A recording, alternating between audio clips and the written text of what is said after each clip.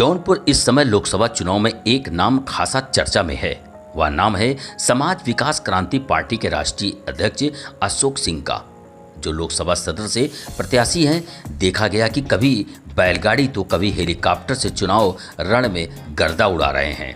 इसी क्रम में सोमवार को नगर के बीआरपी कॉलेज के मैदान पर हेलीकॉप्टर से पहुंचकर श्री सिंह ने जनसभा को संबोधित किया। उनकी सभा में अच्छी खासी भीड़ उमड़ी रही। इसके बाद उन्होंने धनियामऊ, सरायहरको और मोगराबादशाहपुर में आयोजित जनसभा को भी संबोधित किया। उन्होंने कहा कि जनता का आशीर्वाद और समर्थन मिला तो जिले में विकास की गंगा बहा दूंगा। बीआरपी में आयोजित सभा को संबोधित करते हुए उन्होंने गाना भी गाया, जिसे सुनकर समर्थकों और जनता में तालियों से उनका समर्थन किया। उन्होंने कहा कि यदि मैं यहां से सांसद चुना जाता हूं तो शाहगंज में बंद गन्ना मिल को पुनः चालू करवाऊंगा। कुल मिलाकर अशोक सिंह इस समय जिले की सियासत में चर्चा और आकर्षण का केंद्र बने हुए हैं। मैं दिखाना चाहता हूं जौनपुर के लोगों को जो किसी के बहकावे में जाते हैं।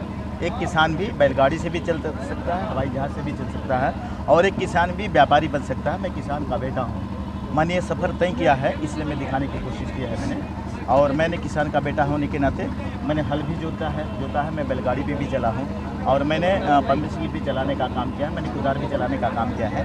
तो मैं ये दिखाना चाहता हूँ कि कोई भी हो सकता है, तो किसी को निगेटिव न लो। एक चीज़, दूसरी चीज़, जो भ्रष्टाचारी लोग, चाहे भारतीय जनता पार्टी को, चाहे समाजवादी पार्टी को, चाहे बीएसपी के हों, ये जो लोग आए हैं, एक तो कांग्रेस में भ्रष्टाचार करके आए हैं, बीजेपी का दामन में अपना पाप धोने के लिए आए हैं, वो उनको जनता नहीं पसंद कर रही है। और दूसरे जो है बाबू सिंह कुशवाहा, वो भी हैं, दिमाग शंकर सिंह के अलावा बाबू सिंह कुशवाहा भी है, जो कि बसपा में भ्रष्टाचार के समाजवादी पार्टी का दामन शामिल है। और जो श्याम सिंह यादव हैं, जो बसपा के कैंडिडेट हैं, धनंजय सिंह बेचारे जैसे अच्छे नेक इंसान कोई नहीं होगा, उनकी पत्नी का टिकट काट के आए हैं, जो कि बी टीम है भारतीय जनता पार्टी की मायावती थी, उनका टिकट काटी है। तो मैं ये कहना चाहता हूँ कि समाज विकास क्रांति पार्टी स्वच्छ छवि के लोगों को उतारी है, और मैं भी चढ़ सकता हूँ। आप समाज विकास क्रांति पार्टी के राष्ट्रीय अध्यक्ष हैं, आप मंच से रैलियां बैरन गाय, क्या संदेश देना चाहते हैं? ये बताओ, ये कहाँ वैध है? भारतीय संविधान अगर नहीं, अगर भारतीय संविधान जाने का कैसे मन में आया?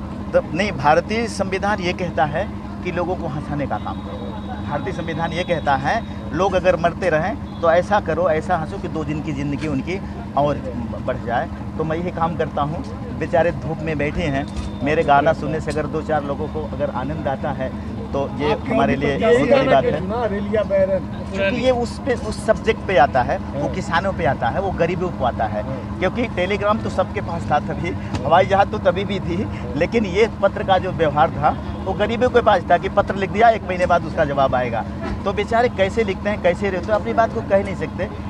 ये जो सभ्यता है ना, ये गरीबों में है, अमीरों में नहीं है। ये गरीबी में, तो गरीबी को मैंने ताज़ा किया है कि ये सभ्यता थी जो पहले के लोग थे, इस तरह से सभ्यता से अपना परिचय देते थे, किसी को डायरेक्ट गाली नहीं देते थे पत्र के बाद। कार्यक्रम है और नहीं, अभी तो हेलीकॉप्टर से यहाँ से मैं उड़ूंगा तो जाऊँगा मोगराबादशाहपुर, वहाँ से फिर मल्हनी जाऊँगा, मल्हनी से फिर अयोध्या जाऊँगा, क्योंकि आपको पता है कि हम भगवान के भक्त हैं। लोग तो सिर्फ बताते हैं कि हम भगवान के भक्त हैं, और दूसरे लोगों से आते हैं। कितने वोटों से जीत रहे हैं आप? 75% जनता मुझे वोट दे रही है। 4 तारीख को पता चल जाएगा। 25% में सारे प्रत्याशी हैं, मैं आपको दावे के साथ। गठबंधन से आप गठबंधन तो कह रहे थे कि गठबंधन की सरकार बिना मेरे नहीं जीतेगी। बिल्कुल, अगर मैं आपको इसलिए कह रहा हूँ, 200 के नीचे सभी लोग हैं, 80 नहीं 8 बताएं, 80 नहीं 8 का कैलकुलेशन करें। तो जब मैं सांसद सिर्फ मैं अकेला बनता हूँ, तो मैं राष्ट्रपति को दावा करने का मेरा अधिकार है भारतीय संविधान के हिसाब से, और दावा करूँगा।